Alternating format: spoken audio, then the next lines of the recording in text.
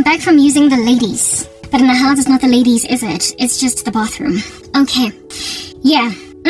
Look, y'all, you betrayed me. Basic. And as an INFJ, frankly, I'm very good at goodbyes.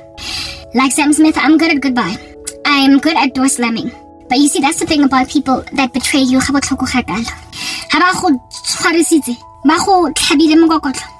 They become possessive because they just cannot stand the prospect of you coming up for air from that. Of career kaofela e felletse. Stop phone. Career kaofela e felletse. Monna kaofela o felletseng. Bophelo grandship nje fela at all. Bo felletseng. Go latlhegela gwaka of all that. Go khositse ke batho ba ko heso, family. Dichomi, some colleagues, abantu engibathembile. Ngempilo yami bangithathela umphefumulo bangibulele ke bulaile ke batho ba ke ba ratang la nkutlwa bangpeya ka mo lekasing bangboloka ebe ba lotshela samente ba omisa ka blow dryer hore go ska ba motho o tlo digang up. And years down the line le tsugile jwanong because lebitso la ka ke Uma Themane ko Kill Bill le mpona njang ka re ke Beatrix Kiddo nna a Beatrix Kiddo o balegile ngwana batho o lo ba le monna a lo ba le ngwana. Live a life not as an assassin. Abe grand lang natella morago, that's the thing. Haling thola ebele long Kenya mole kasing, and just like Uma Thurman and Kill Bill. Akere lebele samente mo godima le kaselaka. Akere you've made sure motho sebetsang graveyard shifty, he's taken leave njefela for the day. Anyone that could support me lengpulukile even from their eyes. So what does Beatrix Kiddo do in Kill Bill? If you've seen Kill Bill, yeah, Uma Thurman. She breaks the casket, comes out looking all sandy soily, goes to a restaurant, asks for some water, and the guy there is shocked at the fact that a woman is looking so ashy, so dry. Soot, smoke, dust is coming off her. The woman literally punched a casket until she got out. And y'all, who buried me alive, have ever since I punched my casket to get out, been trying everything in your power to kill me. Now that I broke out of that casket, do you know what the punching exercise of trying to take myself out of Lekasilo was? It was this thing that I started. I started a ministry. I shared my testimony. I spoke about what in the world is being done to me, so all your reviling, the disrepute of my person, would not be believed. That anybody that would ever happen upon my content would realize that Limpuetsa Maka, Gepo Emosiving 10 years has only become 10 years. Because people don't trust me because of the just initial 6 months of a gap. The fact that I was fired from my job, lost the case at the CCMA despite evidence being in support of me, has caused people like I'm not good, I'm not skilled at what I do, or even if I am skilled, I am untrustworthy. So you caused corporate South Africa to not trust my CV, me. And since I'm not a liar, since I get CV and say or again say this and that and call somebody, since I am not a liar, I'm very transparent, I'm honest, because I belong to God. I don't have the luxury of a kunamanga on a CV just to get my agenda across. I don't have the luxury of misrepresenting information, or what is the word that I am rather looking for? Confabulating stuff, like making stuff up that didn't really happen. Fabricating evidence, embellishing a couple of facts. I don't have the luxury to do that. God says, you must not bear false witness. Plus, Satan is the one who's the father of lies. We are not to walk in lies. Lying in my CV is only going to catch up with me later, bite me in the behind. I can get somebody to look at me, to consider me, employ me. True story. Based on a lie, but it's gonna catch up. There are so many people who have applied for jobs and lied about their qualifications and all that jazz, worked, did well in their jobs, loved, trusted, respected, until something one day just comes like a boomerang, bite them in the behind, and they lose everything. I am not about creating a false foundation, do you understand? So my transparency and my honesty, my candor, has only ever caused South Africa to be like, I'm sorry, yours is a pity party sob story, we don't want to hear it. We don't want to hear it. Recruitment agents look at me like I stank. My CV, as soon as it comes into their inbox, they just throw it away. They find me brazen and audacious, frankly, to even apply for a job. With them, they laugh. Goodness, she actually thinks that we're going to recommend her to a company. Had a friend who was a recruitment agent in and of herself. She had her own business of placement, and she wouldn't even ask for my CV, even though she knew me. How much worse than when a person who knows me does not want to help me along? How much worse than somebody who doesn't? Someone who's just going to look at the frontal information, the front desk information, and run with that. Somebody who has no clue, Gresham, that I am a travesty walking around. They're gonna ignore me, so you cause South Africa to ignore me. You cause South Africa to not, what is the word that I'm looking for? To not pitch for their graveyard shift. I was a dead body buried. And largely, if at all people really truly listened to me and did not judge me from first glance, would probably give me a shot. But it was the very people who cost my career, who pulled the rug from underneath my feet in the first place, that said over my dead body, as if though you're in any position to make that decision. As if though anybody is in any position to actually really truly make that decision. I've literally got people saying of me over my dead body, Omang, over your dead body before nakitlo phahama kilo fufanyo ndiza njengenyoni. Ungubani wena, unguhu. Kanguthi unguhu. Nebuchadnezzar kuparitlotling. Was this dude that thought ukuthi arrivile, bashing his chest on a pinnacle, speaking about how he made his kingdom. That was Nebuchadnezzar.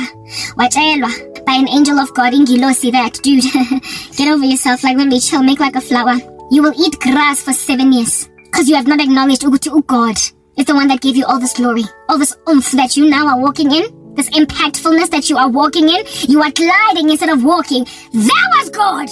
And just as readily as he gave it to you, man, oh man, how he can take it away. And as soon as the angel pronounced that judgment on him, there it is that Nebuchadnezzar for 7 years was reduced to a beast eating grass, living like Ipohofolo in the wilderness, unable to come to his senses. Utlangi seeds, where he was made insane.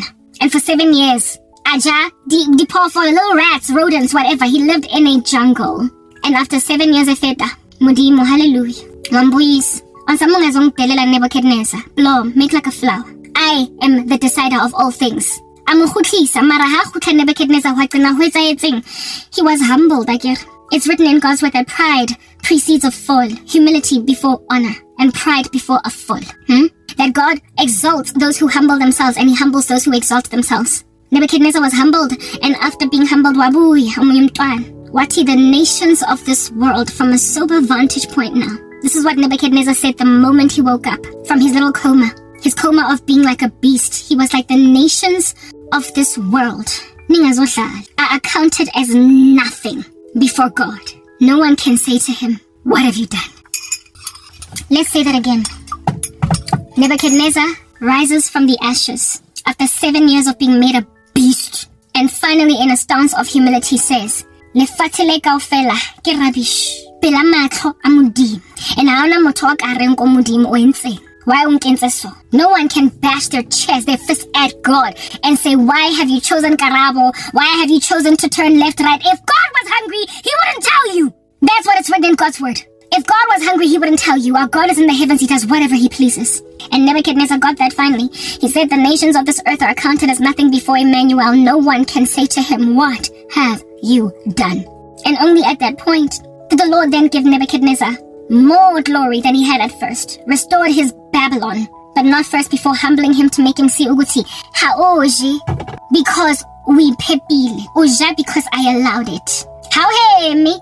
Because because I allowed it.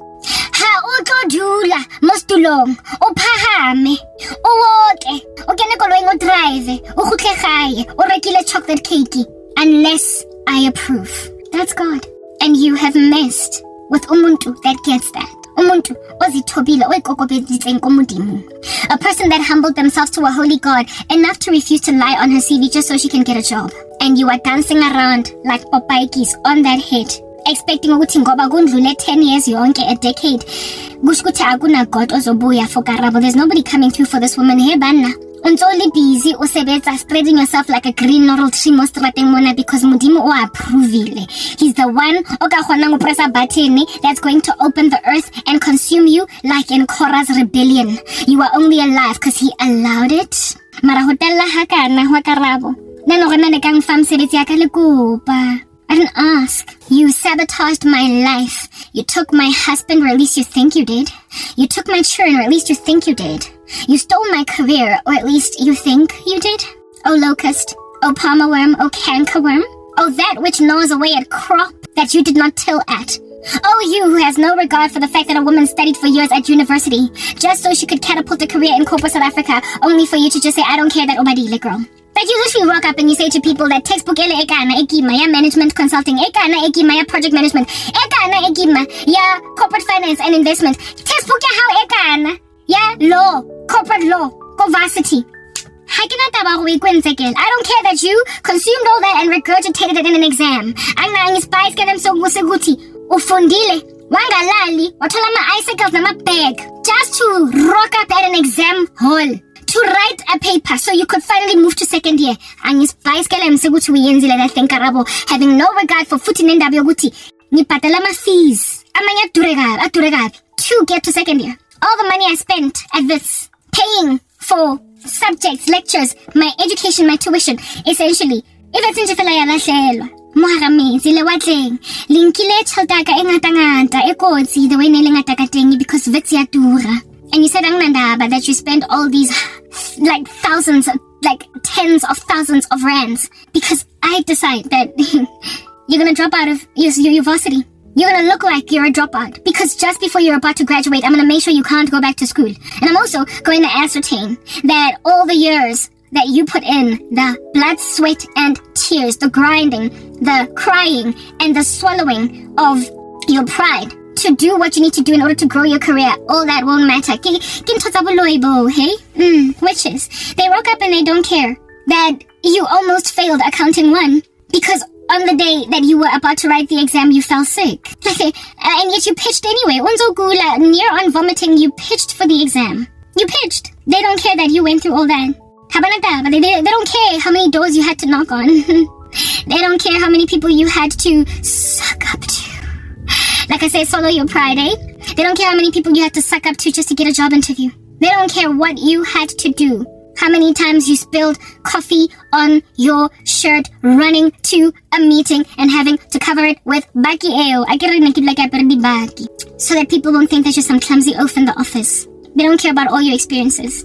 And also the thing that's most tragic and heartbreaking is the fact that never mind all the hard work you put into study, right? Or even get a job and promoted and all that jazz. It's just the relationships. Like, guys. It is the relationships. It's the fact that that's actually the thing that breaks my heart the most, hey? That was all nothing. Nothing. Like, it didn't mean anything. That we laughed, we broke bread, we clubbed together. So are you telling me, like, seeing as you're so content with my death today, that if I had passed away in a car accident at 23, that, like, my funeral would be scantily attended, or, never mind that, it would be attended by people that, frankly, are like good riddance? Because that's how it feels now. It feels like if I were to die, people would say good riddance. So I wonder if I had passed away while there was still fake around me. If at all I would have been looking from eternity at them at my funeral on some... They're not even really actually truly sad. They're insincere. But I would have gone to hell if I had died any other time before Christ, so I guess I wouldn't have known. But I do believe that saints get to see, Christians, they get to see likely what's going on, like how people react to their death. And I would have just woken up in eternity to discover that my death was a relief. To discover that my death was a relief. Relief to people with whom I broke bread, laughed, cheersed, toasted, shared memories. Whatever, we're not going to get sentimental for too long, it's pointless. But what's imperative to understand is that I didn't. Guys, I didn't. Yeah, okay, so you kicked me out of South Africa, corporate. South Africa, even South Africa at large, and Jeffel as a nation, you kicked me out. You did that. You did. You kicked me out of South Africa, corporate South Africa, and South Africa at large, Nje. You just kicked me out. Okay? I then spent years trying to get back to what I lost. With friends and family members sitting in corporate South Africa. I told you guys about some cousin of mine that worked for a company that there was a season in that organization where there was a mass recruitment drive to populate chairs for business analysts and project managers. And she told my mom about this, and yet not me. She told my mom that her company was on a recruitment drive to get PMs and BAs. I had PM experience. And she just told my mom about that, and the information just never came to me. Like, I was never asked for my CV. These people knew what I used to do for a job. But then again, she was among the people that sabotaged my career in the first place. That's the reason why they stood back and did nothing. Do you see? They stood back and did nothing. They didn't call me when I got suspended. Because, you see, that's the thing. Luna batubileng matekwane. Alwa mixang ni JS fluid le manala le nyaupe. How high on the supply of Satan. Mixing stuff into food in a pot, in a cauldron. When then the outworking of your witchcraft starts to happen, you're going to be weird in the way that you respond to it. You're not going to be appropriate. So if your friend suddenly falls off a horse when you did a death spell, you are not going to visit them, you idiot, in hospital. You're not going to visit them when they nearly died. You're not going to visit them in hospital because you tried to kill them. You don't even act in ways so as to conceal ubutakathi benu man. You can't even fake it, you idiots. You can't even fake it. And why? You literally work in a self-fulfilling prophecy. So the reason why mina, as soon as I got suspended from my job and then fired, the reason why nobody visited me, the reason why nobody helped me move when I was being not evicted, but when I had to move out of my apartment because I couldn't afford to pay for the rent anymore, the reason why nobody was even trying to call in a favor for me in the company where they work was because y'all made me lose my job. You don't want me. Okay, you sabotaged my career, you sabotaged marriage prospects for me. If you could sabotage it, you sabotaged it. So I mean, if you have sabotaged somebody to lose their career, and if again you're intimidated by them, you're scared of what they can do, why would you want to call in a favor with the project management boss, with the program manager, or the senior manager in a company that has got a drive for PMs? Why would you want to say, I know somebody, Karabo, she lost her job at MTN a year ago. Please see her, she's actually really good. I can vouch for her. She's like one of like I used to go to varsity with her. I used to ABC. It's not like these idiots did not know who I was. It's not like they were unaware of what I can do. It's not like they were in the blind and the dark altogether, like taken aback by ignorance concerning my skills. They were privy to them, observed them, and so much so were they aware of them that they envied them enough to bewitch me. Of how good they are. She's smarter than you. She's more, efficacious than you. Oh, good. This person is growing, shooting up the ranks because she is good at what she does. Is what caused them to basically refuse to put in a good word for me. Littered across these streets in the corporate sector, go financial services, go telecommunications, ICT, wherever it is that they could have placed me. Training and education, bahanne, guys, bahanne. Because they wanted me destroyed in their face. They tripped me up. So of course you're going to be inappropriate. You're going to be weird. You're going to be the random strange zombie and where husband, poison. You're going to be the person that's found clubbing, partying, breaking bread, toasting and cheersing after there's been a multi-car vehicle pileup that killed 3 of your friends. Like literally after the funeral, you were very quick to recover. Very quick to recover. Why? Because that blood sacrifice to them. That made sure you're going to gain a boost in your career through it. That's what witches are like. Which is why he puts out another is the anyone that fears God most thing is it's written in God's word, and I will repeat myself again and again. Will the Lord find faith on the earth when he returns? Di tswibinkinyana tse tsa ditweba tseng kutlwiseng botlhoko tseng ravasitseng tseng tshutlileng tse insistang gore ke ska phahama hape ke ska hema tse batlang go lo extracta madi a mo mmeleng wa ka ba tseba ntwe ba yentseng, and so they have no vested interest in me being okay. Ba tseba ntwe ba yentseng. That's why they have stood back, been aloof. Baloi ha ba loile o tlo responda to situation in a way it's a tshwanelegeng for motho o. If at all ke mme wa teng o tla a ka se rate motho ngwana hae o tlo latlhegelwa ke everything a ba vele fela aplome a mo shebe a sutla o mo latlhela metsing ra drown a tote hae bane ke khazi ha tlo mo tshwara ke re ka mogalanyana shelumliza nyana get well soon. Nothing ke nyamelala ba vele ba disappear. They perforate in the sky. They disappear like vapor. They pulverize like sand, like rock, like dust. They just disappear in a way that's observably inappropriate. Observably inappropriate. My family has been observably inappropriate in their reaction to my job loss, the loss of my career, because so many of them manala, JS fluent, nyaupe, some concoction in Jeffela and saying hi, hard knock, and they're not snapping out of it. Etc. 10 years ago, felt like decade defeated 1, 2, 3, 4, 5, 6, 7, 8, 9, 10. Precisely because how loile. When you look at your witchcraft, when you surveil your sorcery, you are going to inappropriately respond in a way that is observable by humanity. But most people don't intervene. They're just like, black people are uncaring. It's not that black people are uncaring. It's that witches are uncaring, and there's a lot of them in the black community. It's not that we don't have each other's backs. It's that so many of us are doing witchcraft that it looks like we just don't care about each other. Anare, o teng mo mo strateng motho. O tsebang Jesu ka nnete. The way le pitsang bazalwane ka teng. Yar, di twebanyana tsa di tswibinki tse tsubileng matekwane. Most of them, and by most I mean literally in the 90th percentile. Running in like the 90th percentile are professing Christians. Ba ipitsa bazalwane. So jaka ga ba ipitsa bazalwane ba ya dikerekeng ka disonta. It ought make you wonder. Bayingakhi labantu la emgaqweni. Engibloma nabo esontweni, sitting with them in the church pew. Fellowship nabo, ngibloma nabo at Bible study. They pick me up and drop me off. The woman that first started like picking me up and dropping me, like basically, offerleng collect unkisa kereke lantse ke na le koloi yaka. She picked me up with her husband to take me to church.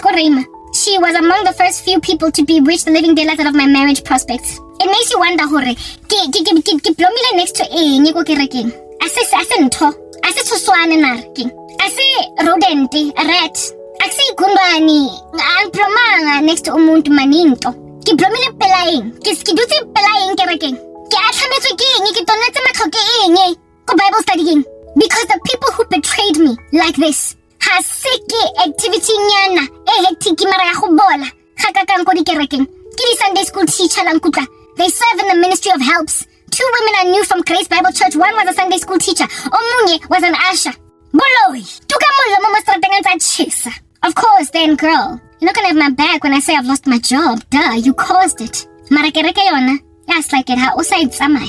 Another one was a friend of mine, Lena Nakenago Gracie. She served in the ministry of helps as an intercessor. Kaza uzotandaza huatu tagatagangag. And already tongues sa kahozo di rapelang asita diabolos. Is that not what's going on? The Bible says, will the Lord find what is this word that I'm looking for? Faith on the earth when he returns. Like go Revelation, hands are chika di gerek, rebuking di gerek. You've got a reputation for being alive, mara talk of it. You are lukewarm.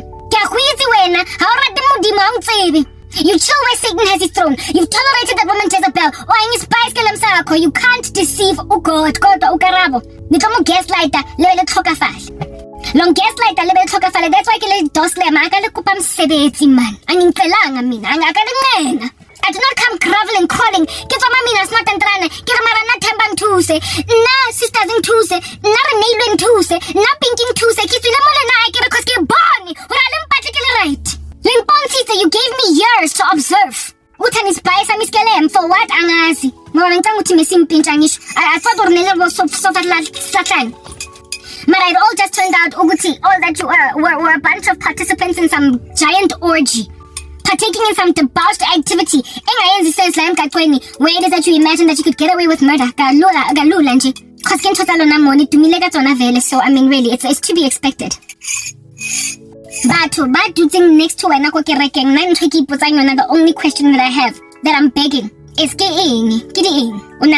my sister, my brother. See you next week at the fellowship. See you next week at the women's conference. See you next week at the church camp. Oh, I can't wait. My daughter's so excited for the church camp. It's gonna be so powerful and impactful. I will see you at the Bible study, my brother. God bless you very much. A little alchemy experimentation. Some spell. Shrine. Are they not lettered go shrining at thing? The nepeta di clumped together. Makara buka I waiting a spell casting. Mara busy brother, I see you in Bible study. Oh, I can't wait. Oh, I'm gonna be so powerful at the church women's conference. No, I'm so glad my daughter's gonna be very happy to go to the church camp. Daughter wa teng ya tsebolo tsebo gonta teng o tsherane o tsibile matekwane anang le JS fluid le manala le nyaupe le waratile le sofa slashane le ona jaka macaroni spaghetti se phegilweng hampe dipelo tsa lona di tswiletse leng ke di chichiboya le tshereane ene le senyetsa batho be ka moso ha se jone di tlhare tsa lona di sa sebetse fandi one or di tswa di ha di tlhola a ke re gathwe tse botlhoko ga di feletse sa feleng di a tlhola ga di tlhare tsa lona di tlhola. That's when then you feeling that you necessary evil ukubulala umuntu and you don't generally start ngokubulala bakhona ba weird like that about abazobulala off a cuff nje fela cause badawe extra. But most of you let our later. Ha motho di tlhare tsa lona setse di gola maboya Ditlhare tsa lona ha se di le tshosa. Ha se tse di sa etseng ntho that you wanted them to do. That's when you start to, act a strange fool and decide ukuthi umuntu kwamele manje ayobhoda. You decide ukuthi umuntu sansa lo tlhokafala. Ha ba tsebe ko officing gore wena ngumbulali. Ha ba tsebe ko kerekeng. As you're busy teaching bana the audacity wa ko Sunday school shem always. Busy talking Jesus is not the story of Jonah. He was in the belly of a fish for 3 days. Yeah, children. Obololo yamzalwane. Wenzani phambi kwabantwana. It's written in God's word ukuthi it'll be a better day. It'll be better when if you had a millstone tied around your neck and for you to be thrown in the ocean than for you to face God in the judgment because busy to lead bana astray. Anaba mosadi wa loyang hakana o etsang. Pela bana. O turisitse Satane. So jaaka ga o turile ka Satane go tsha ditlhako tsa gagwe. Ha o kena mo hara room. Ke aka sa mo baneng. Gura dithaka tsa gago. Tsa mo gura dithaka tsa gago. Tlogela go kena kwa ra Sunday school o lo tshereantsha bana cause o tlhokafetse ka fa gare ka fa. Tsa mo gura le Karabo. Get inside a boxing match no Karabo. Yeah, ke pia ya gago ke thaka ya gago. Mara wena ntse le busy weekends a sweet konyana blooming in front of abantwana. E Sunday school. Teaching them about the Bible. What are you gonna impart? What wisdom are you gonna impart? Ko baneng o loya di pia tsa gago ga botlhoko. Bana ba teng ha ba ka gona ba bantswembu. Baba, these gorgeous teenagers, another how to lawyer seeing as you have got access to them, you are privy to them for Sunday school. So much that you will go and grab the carpet from underneath the feet of a fellow Sunday school teacher. You've got so much jealousy that you can't stand the glory of other women. So banyana haba safe here. When they turn 16, 17, babola, all up in your grill. When they start to become like the bombshell, you know how these kids get? One day blend they were bora yo could be a model. Since John bana ba 16, 17, eba di bombshell o tlo dila jwang? O sa khone dila ka the ones who are your peers. Unto shebane mo matlhong ba o tonetse matlo. Ke bana ba bantle ba ba pila ba ko Sunday school. Mara wena o Sunday school teacher elo yang. Ha o tlo loya bana king. Yeah, that's why you go get again. Blumly next to Amy. What are you sitting next to in the pew? Kimang, brother, boy, brother, sister, girl. Kimang, or running youth group. There was another dude. Wako Gracie. Ko Gracie nkaranje fela baba manufacturer nkare ke di hot cake. Baba loyang mixed with Christianity. And I nearly elder that was given charge over youth. Bamezi elder lo muntu and he was in charge of youth. So he was basically like a youth pastor. Youth pastor eto loyang cherry gore emonyale or eska nyala. He batho ke mang o le rutang lentswe la morena Jesu. A tshirene ga kana ntse le busy a fofa godima di rofo tsa batho. A mo destroy, a mo sabotage. A batho fika a tlo ruta bana how to hold themselves in a bunch. Kanjan. Hey, will the Lord find faith on the earth when you're angin kalang umsebenzi mina ka lokopa. Leng sabotagitse, lang senyetsa bokamoso. La make sure ha ke phaphame, ha ke heme. Ke belenje fela ke lo tota. Ke lo tlhoriswa ke lefatshe le kaofela. Mo ke yang teng ke kopana le di brick wall. It's what you did because ke lena le putting the rug from underneath my feet in the first place. So of course, they stood back and they did nothing precisely because they were mutineers against my life. They participated in the mutiny. They're like ones who like popping pimples on their faces, giving themselves acne scarring. They just can't leave a wound alone. Act appropriately in the midst of their victims. They can't. They will literally act in ways that are bizarre, observably so by the world. And that's what's been going on for 10 years, in my life. But with each other. That's not true. It's just sad, however, that so many of them are doing witchcraft, and so in the black community bese yonke i-community umphakathi lona ignora because wonke umuntu la emphakathini uyathagatha ha ba qeta ho loya ba tlo go sheba nje fela ba go tonnele matlhontso sotlwa ke ditlhare tsa teng. All they are looking at is a traceability matrix. Ba batla go compare boloyi le ntho e tsagalang go bophelong ba gago. So when motho o tlo corruptang career ya gago ka witchcraft, when a person comes against your career with witchcraft, when you then suddenly get suspended from your job, strangely that best friend of yours is not going to call you saying, but girl, that is unfortunate. Why ba khwetsa sona my girl mara? Ai batho ba bana maitseo. O ka se thole comfort from the people that you trusted the most. Akazo kufonela lo muntu. Batlonne ba go sheba nje fela o fade into the background or no mara why dineo. Asna taba le nna ang tshagetse nna the other day ha ne ke tswa hospitaling. Why this time around yena ndaba nam? Cuz this year's it's more dire than hospitalization. Kwenzakalani? Only reason why Udinewa is doing something like that is because inawanyana ya teng ya utsuba matakwane anang de nyaope anang de manala le je slow le bleach o go loetse career. So ha o latlhegelwa ke career o Ovela blome morago are look, bona ditlhare tsa ka di a bereka. They look, they watch, they observe, they witness their witchcraft, and then do nothing, and in so doing nothing, expose themselves. Bayazikhipha. Babaqeda lapho lezinja, they then have the audacity yokuba spiteful. Baba spiteful. They will not only sit back and do nothing, but they will not call you. Ba tlo go tlogela nje fela o bole. Nna ke tswile le kaseng ke le tumpile. Le kasi la teng. I punched it. Sabagadi face kaswa jaka Uma Thurman and Kill Bill, and now just like Uma Thurman and Kill Bill, this Deadly Vipers Association bafuna ukungibulala kodwa no nyon podisa kuqala. I'm gonna finish you first. Is that basic? Ga go tlhokofala na ga botlhoko khakana. Ha go bulwa botlhoko so. I'm not gonna just disappear and just vanish into thin air, poof like Houdini. Ke tsaba modimo. I'm sorry. Na go tshepa modimo ko motshepa go sa na ntho e tshepagalang mona. Go sa bonagala re wetsagalang. Ho tshosa. Ke kwatletse di mambati menyako all over. Ke feeling ka ra go tswa ko motshepa, cuz I ain't got nothing else. Whom have I in heaven but God?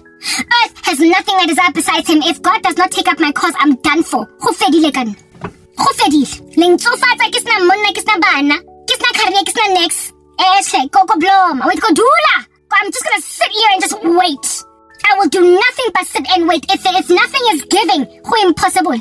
Because I belong to God. If it appears nothing is giving, who impossible will for nothing to be giving, wankutla? Because I belong to God. I don't care what it looks like it's promising right now or not.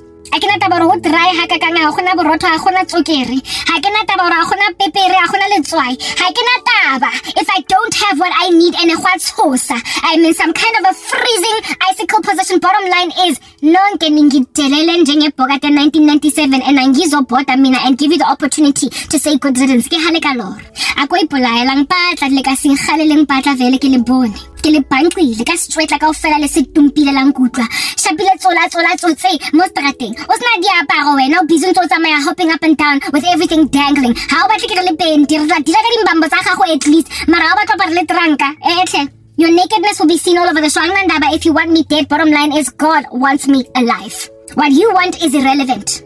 And eventually, you will see that. Just like with Nebuchadnezzar, that he got to a point where he was like, the nations of this world are counted as nothing before God. No one can say to him, Wenzen. So now y'all can say to God, Wenzen, this year is a necessary evil, God. Why did you not expect to when you go, usisi wakho umntanakho ubhuti wakho uyanti makita lapho basuyabhloma makahlukumezwa obudule nje fela nje kasithutsela ha Chloris. Why did you not expect ukuthi ilanga lizofika when you get exposed manje uzohlazwa ngoba uyihlazo vele. You walked in ways that are embarrassing.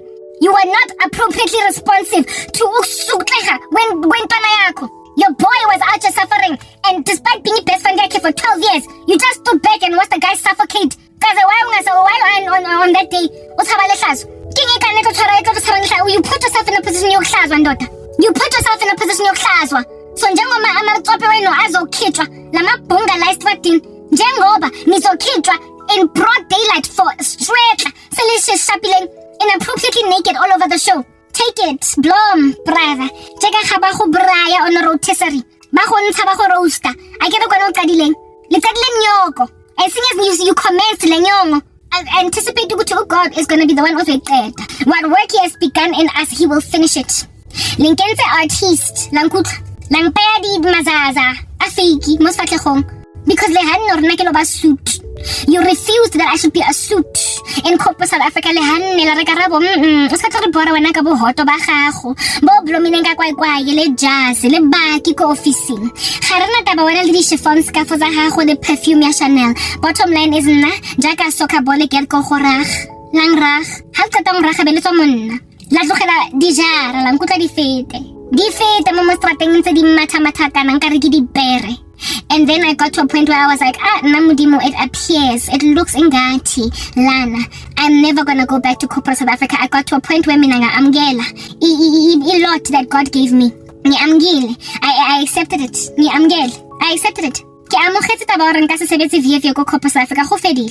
Le ntsoletse mabadi to a point where jwanong ha ona kirele one recruitment agent. Now o tlo mfonelang ka gap ya 10 years mo saving. Ga ke tshepe for no reason ke le innocent jana. So all I can do is trust ukuthi Modimo is going to give me something else. I get to be in mara on payona. Le ka sotlo tshire na botlhoko gakana and expect gore modimo ga lo dila ka lena bathong.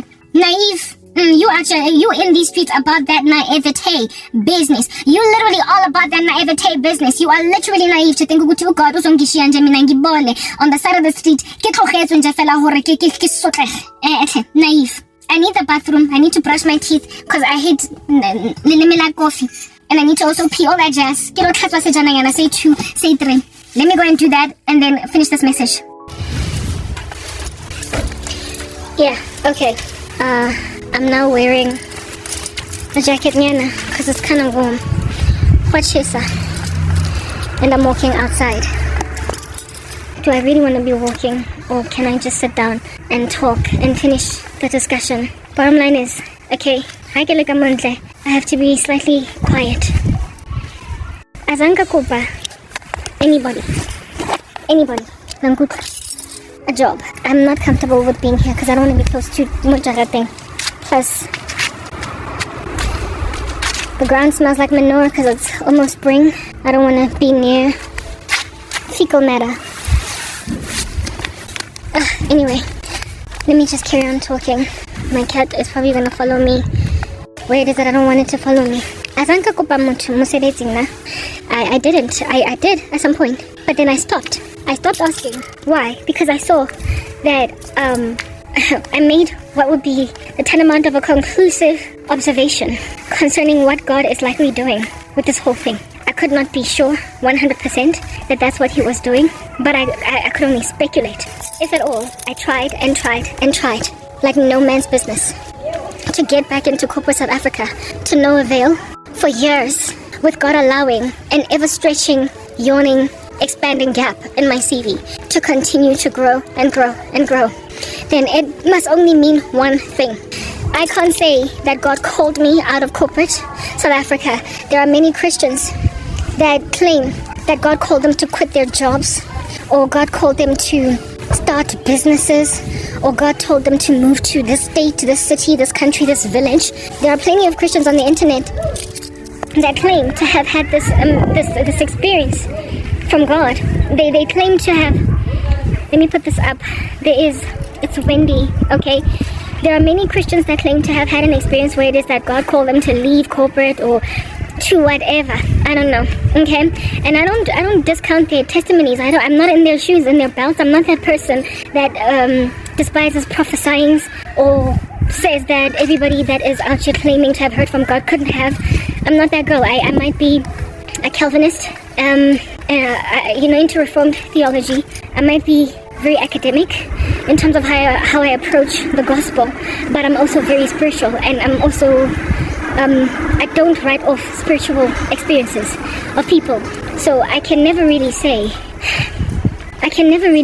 that when a person claims to have been spoken to by God, that there's no way that happened. I'm not that girl, right? But I personally can't say with any level of certainty that God ever called me to quit my job in order to basically pursue whatever. One thing that is certain is that when I was newly saved, I asked the Lord to give me direction in terms of purpose. I was working a successful career, but I did not have the job satisfaction. I was working hard in what I thought was the thing that I was supposed to do, and it bore fruit for me, but I didn't have job satisfaction. I was always on edge and unhappy, feeling like maybe I should have chosen a different career. I was never truly happy. So I did go to God and I said to him, Lord, please give me the career that is going to make me happy. Give me a job that is going to make me happy. You know that saying, I think it might be windy. If it is, please forgive me. Do what you love and you will never have to work a day. It smells like so much like poop, like manure. They've manured the lawn because it's almost spring. Can't stand the smell, but anyway, I just felt like if I told you, you would smell it too, so we're in it together. In spirit. Anyway, whatever. I did take it to God that I was not entirely satisfied, but I would never have quit my job. Even when I was studying at varsity, I wasn't happy with it. I felt like I had missed my calling, what I was supposed to really truly do. I just wasn't doing it, but I didn't know what it was. When I was in high school, I loved biology and I loved chemistry, and so therefore biochemistry was literally a job that was just sitting very strongly on my heart. But I did not want to work a job where I would have to wear a lab coat and like experiment on things that may or may not be ethical, etc. Never mind that, medicine was also another perspective for a career that I could work out medicine, right? But I shouldn't have left my power bank, because I have a power bank and now I'm sitting on 15% and I want to be able to talk. Okay, let's just walk back and get the power bank and then walk back out again. But the sun is setting, so I don't know how this is gonna ultimately operate. Yeah, medicine was another place where I would have wanted to work. Essentially anything that involved either human anatomy, human biology, or the helping of people. Pathology, I don't know, making medicines, I really was interested in those sciences. But with medicine, I did not go out like that because blood, gore, I'm scared. Never mind scared, but scared is not the word. It is emotional. Like I wouldn't be able to just deal with that level of human suffering and just take it in my stride. So medicine was definitely not an option for those reasons. So I then pursued like a commerce track at university. I pursued become law. I did like law a lot, but you see, all the things that I liked sort of kind of did not work out for me because I had to drop out of school after second year, go Wits, because my mom wasn't paying my fees and they did not offer law, the whole LLB suite. They didn't offer it part-time. So I had to abandon law because I mixed law with my undergrad studies. It was initially going to be a BA law, then it would have become a BCom law, but then I couldn't do BCom law because of the fact that part-time, I don't know if it's ever changed. I don't know if it's ever since then changed at Wits, but at the time when I was there, they didn't offer it part-time, and so I had to take like anything else. So I have, like, if you were to see my academic transcript,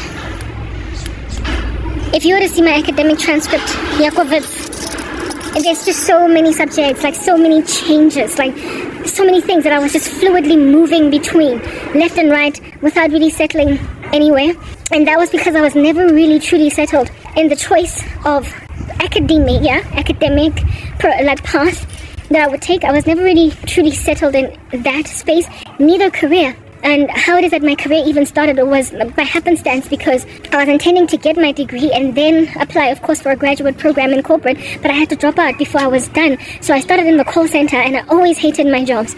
I always hated them, and ultimately I gained some kind of a professional strength, but I was still not in the right place. My last job, I was a program/project manager, and I was doing well. I was earning a decent salary. I would only go from strength to strength from there, but I was still hugely unsatisfied. I was still very, very, very largely unhappy in that space. I actually want to walk a little bit faster so I can get to the power bank sooner rather than later. So I struggled with the... Hello? I struggled with the prospect of staying in project management for the rest of my days. I really could not stand is a very strong word, but my biggest challenges with project management were... Hi, Queen Cat HUC. Now you found me and you're going to want to insist on traveling with me to wherever I go. Hi, Queen Cat. Say hi. My biggest challenge with project management was that you could never really specialize in project management, and that was always a thing for me. I'm such an academic and I'm so studious, and I love to be a subject matter expert in whatever field I am in. Biochemistry was going to award me that opportunity, medicine was going to award me that opportunity, and law, if I had finished it at Wits, was going to award me that opportunity to be a specialist in human rights law in particular was what I wanted, right? My dad was a lawyer. Let me just get my power bank. Get my makeup. Okay, I've got a power bank now, and it's charging. My prayer is that it will just keep charging the phone. I found a power bank in the house. That helps, goes a long way. But I cannot move my phone too much, because then the charger that I'm using the USB that I'm using is unreliable. It just keeps on switching off and on and off and on and on. Anyway, whatever. I was talking about how it is that law, right, was I wanted to do human rights law, or maybe even corporate law, but largely human rights, because that was what was basically anything. I wanted a humanitarian career. Okay, a job that involved service of humanity. That's just something that's always been sitting on my heart ever since I was a kid. And I ended up pursuing a career that had everything to do rather with me, but instead of human beings, because I thought that's what needed to happen. I was a lost... This thing just keeps on dropping the ball on me, and my prayer is that it's just gonna stop dropping the ball. I was a lost sinner, okay? And I just ran with what the world imagines is what we need to do with our lives, instead of what was really, really sitting on my heart. So I ignored my call, if you want to call it that. From the time I was a kid, I ignored that I longed to be in a humanitarian profession, which is why law was attractive to me. I wanted, the kind of law that I wanted to do was human rights. Wind, so much wind. It's just going to be such a disturbance of my peace. I don't even know if I should be going outside at this point. Like if I should insist on it or what. But I'll go out anyway. Sorry, what I'm doing there is just checking to see what my battery's looking like. What do you mean? This thing should be charging. Ish, man. You know what? I need a lot more peace. Like this power bank. Here it is over here. I found it. I found a power bank in the house, and it is a precious blessing because it means I don't have to keep charging my phone like over and over and over and over again. And then like waiting while I'm recording. But today is kind of windy. Not kinda, it's actually really windy. And because of how windy it is, I don't know if I should be out here. But anyway, I enjoy walking on the street because I barely ever go out. And this is a nice opportunity for me to take a walk, especially considering I haven't been exercising. So anyway, whatever. I wanted to do human rights law because I wanted some kind of a humanitarian job. That's why I wanted to do biochemistry. That's why I considered medicine, but then I didn't go out like that because medicine would have been too taxing for me emotionally to deal with human suffering. I needed to be able to help people from a vantage point where I didn't have to deal with too much human suffering. But as a kid, I ignored that yearning, that calling, because I was just a sinner. I was in the world and I didn't follow my passion. I just followed what made sense. I was smart, so I had a plethora of options at my disposal, and so I just chose become whatever. At some point I thought I was going to get into finance. At some point I was, so if you were to look at my academic transcript at this, oh my goodness, like there's just so many things I've done.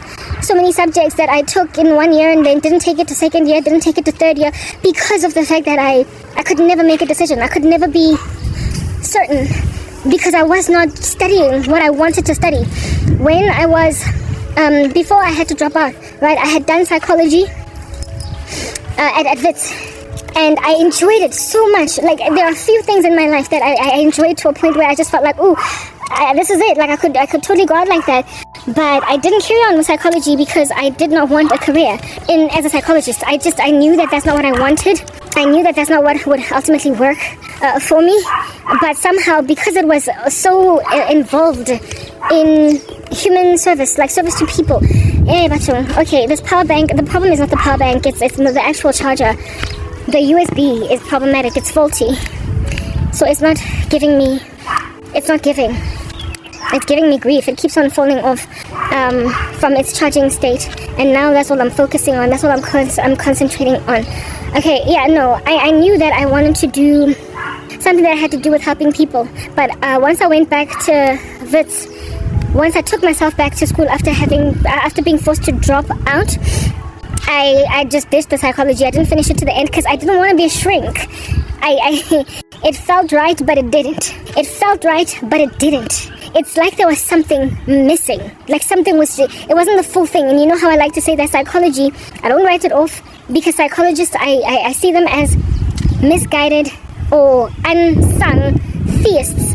They ignore God altogether, but they somehow largely diagnose what in the world is wrong with the earth in an accurate capacity, but they don't get to the full nth degree of explaining things because they completely ignore God. So that, even though I was not yet born again, it was something I just kind of inherently knew.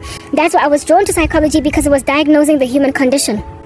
But I couldn't finish it because it was not quite finishing. It was not the full story. It was part of the story. Okay? Yeah, that's what's good. So that's why I didn't carry on doing psychology part-time. When I took myself back to school, I was just like, I'm going to study what it is that's going to make me the most money. So I went into a BCom track. I was probably going to end up with a corporate finance and investments degree. I was going to go into finance because I could not do a BCom law. I was going to study a financial degree. I was going to finish a financial degree because I thought that that's what was going to make me money. But I was never happy. I did not enjoy myself at lectures. I did nothing.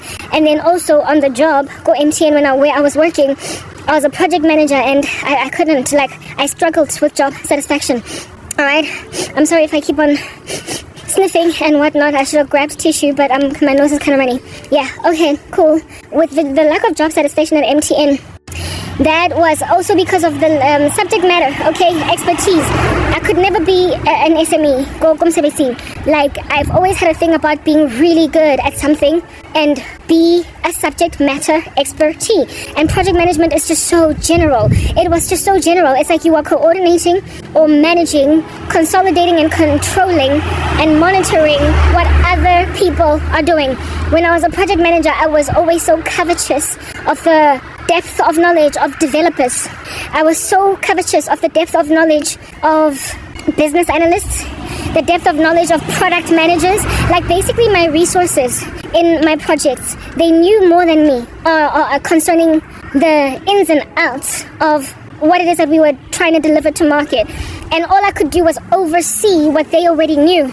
And me being unable to even truly know whether they're lying to me or they're telling the truth, because I was not learned at that granular, finite detail of the craft that they were delivering to the project. I felt frustrated. I was extremely frustrated as a project manager. I could never be an expert at anything, and that never sat right with me. It never sat right with me. So I never enjoyed my tenure as a project manager. And if at all you have been a project manager, or you are aware of the earning potential or capacity of a project manager, you all know that they earn a lot, and they can earn into the millions. The more senior they become, they start to get these ridiculous salaries, right? And then when you move into program management, even more so, can things get really lucrative in that ecosystem. So I knew that I was basically set for life financially if I stayed in project management. Even if I became a project manager for the rest of my career, I would only just go from strength to strength, because it's literally entirely possible for a project manager to earn 3 million rands a year. It can happen, okay? So I knew that project management was the right space financially. Financially, it made sense, but I was unhappy. And like I said, I can't really say that it was fluffy, but it was just not SME sufficient, okay? It was not strong enough a career in terms of knowledge for me. I felt frustrated. I feel like you can understand if you're a project manager and you're not the kind of project manager that has once before been a BA. Like, if you were not before a business analyst, and if you were not before a coder, like a developer, if you were not before a product specialist, but you just dived straight into project management before you became a specialist, it will be so frustrating. So I believe that the most happy project managers are likely those that were coders before, that were BAs before, that were project or segment. Yeah, you get my point. So people who at some point were specializing and then moved over to oversight. Those are the only happy project managers. The others, the ones that are like me, who are brought into a field to oversee from the get-go without you actually having gone through an IT degree or a business analysis course or whatever, software development or a conceptual solution designer career first. If you haven't done the dirt, if you haven't done the time and gotten your hands dirty first before you became a project manager, it becomes very frustrating. Your lack of knowledge, your lack of understanding, unless you're one of those people that are happy to basically just oversee and not know what really is truly happening on the ground. with any level of expertise, but I was never that thing. I've always been a sucker for knowledge. I've always been a sucker for academic inquisition, and it was just frustrating for me. I felt like I was just fluffy, and so I had no job satisfaction.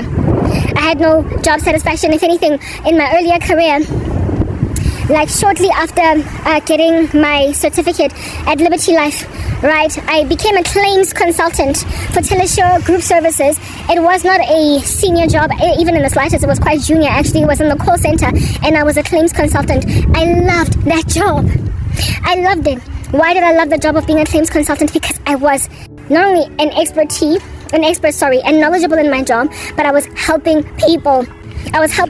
They'd been in accidents. They had lost furniture, right? People had broken into their houses. People had stolen their cars. They'd been in car accidents. They had what do you call this? Basically, the kind of stuff that you would need. The kind of stuff that you would need. The kind of stuff that you would experience when you call an insurance company. The person who helps you get your case sorted from beginning to end, that enables you to be recovered to your furniture and your car if it has been stolen and all that jazz. I was that thing, and it was just so satisfying. It was so satisfying. The salary sucked. I did not earn much, but I loved my job. I really loved my job as a claims consultant, and nothing really compared ever since then. And it was such a junior position. It was such a lowly job. Well, it was senior in the area where we used to work, in this services space within the company that we worked. We were the most senior, but it was still quite junior, just in terms of overall level in your career. I was very happy as a claims consultant, but I did not have enough money, and so I kept moving, and then I moved on to Netbank, etc. The next job that I really enjoyed, but not enough, was when I was a trainer at Netbank, right? I used to train staff on their jobs. Like, if you were going to be a teller, I would train you. If you were going to be an inquiries clerk, I would train you. If you were going to be a banker, I would train you. Basically, we used to train for the branches, and I enjoyed that job because it gave me leg room to innovate methods of training, to perhaps recommend new processes, coupled with the fact that, people. I loved the people, the delegates, the people who would come in for the classes, the training. I not only traveled to where they were at, to other provinces. We used to travel all across South Africa to go and train, type thing, but sometimes they would come to us where it is that we were at in Hatfield, Pretoria, and I enjoyed it because the delegates, they made all the difference. The delegates, as in the trainees, the people who were there for the training, they made all the difference. They made me feel like I was making such a big difference. The way that kids love their teachers, they were just so loving, and I was able to impart knowledge to them in a way that they observably appreciated. They observably appreciated it, and it really touched me, it touched my heart for me to be able to inspire people, to train them and to improve them in whatever it is that they're doing. It made a huge difference to my day. I really enjoyed it, but I was troubled. My boss sucked, and not only did my boss suck, but I also was so far away from home. Sometimes I missed home because I would sometimes travel away from Johannesburg. My boyfriend was just a rando. I was actually living with him, and he would pull stunts, and so that made me sad sometimes. Coupled with also the fact that my education, I was studying part-time at Wits and traveling across South Africa. Sometimes I couldn't go to lectures. It really hindered my progress academically and made me acquiring my degree even slower than it already was because I was part-time. And so those things were challenging, and that's what made me accept moving on to project management at Gijima. And that was pretty much the last time I ever enjoyed any job. Ever. So project management gave me a massive springboard financially and in terms of a career trajectory, but it also entered me into just a bland, mundane, day-to-day, I'm doing the modes, I'm earning a good salary, but really I'm not happy type thing. It was the beginning of the end of job satisfaction for me.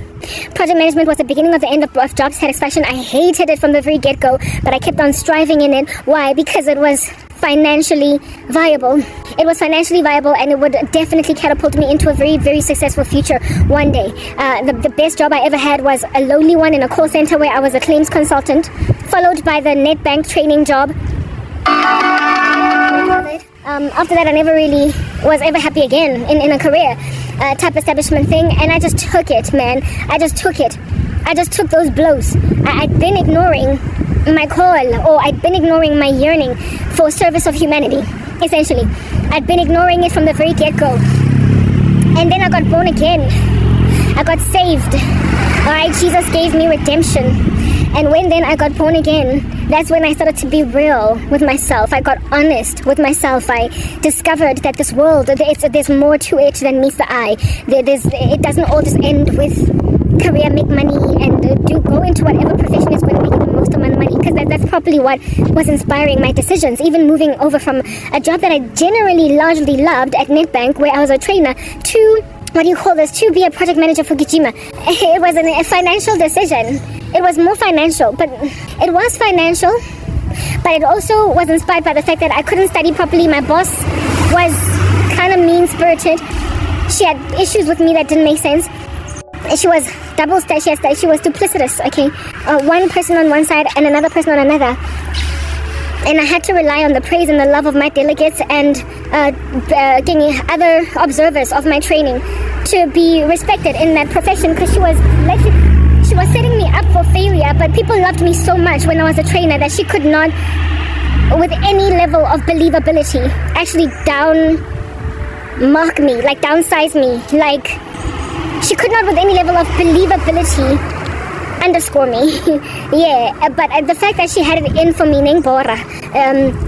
And she also was not supportive of my education, and I was very, very big on academics. So those were some of the factors that contributed to why I left Nedbank. But also, largely, project management was just so promising. It promised me a wealthy life. It promised me money. It promised me a house, a 3-bedroomed house before I turned like 25, 27. It just gave me what it is that I thought I needed. It gave me money. It gave me money. Project management gave me money. It gave me money. And that literally, the Bible says the love of money is the root of all kinds of evil, and many who have wandered after it have pierced themselves with many pains. Project management gave me pains. That car, either a colored guy drives it or an Indian.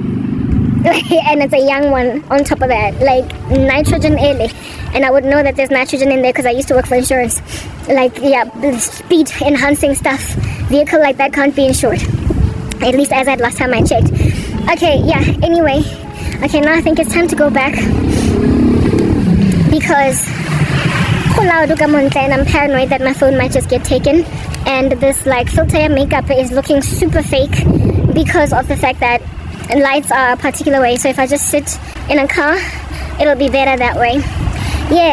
So the factors that contributed to why I left Nedbank, I've highlighted them above, but largely it was about money. And the Bible says the love of money is the root of all kinds of evil, and many who have wandered after it have pierced themselves with many pains. It's also written that those who chase after riches will fall into many temptations. I allowed myself to plunge into an unhappy career because of the love of money. I can't really say that I loved money, but I definitely did not want to have it. I wanted to have it. I wanted success. And success in jobs is equated in this world to money. It's money. It's not job satisfaction. In theories of motivation, one of the subjects that I studied at Wits was that money is not a motivator. Money is not a motivator. Even in the slightest, it is not a motivator. Money is not a motivator. It isn't. It's provably not a motivator. And I was studying that at Wits. I knew that. And yet I did not even make a decision to perhaps maybe reconsider my career while I was still young enough, because I was out here earning what it is that I financially wanted to earn, and I was only going to go from strength to strength, leaps and bounds from there, but I was keeping it because it was financially promising. The career was financially promising. Okay, right now the filter is so super glaringly obviously a filter, to a point where you can barely see the real me. But as soon as I sit down in the car, that'll all change. So please bear with me while I walk around in this ridiculous looking ghostly disposition. Okay? I kept myself in there, the love of money being the root of all kinds of evil. I stayed. I stayed, but I was unhappy. I was very, very unhappy. And then when I was a project manager for consumer marketing at MTN, I always used to covet like no man's business the jobs of people in marketing, even the entry-level ones. I wanted to be in that space.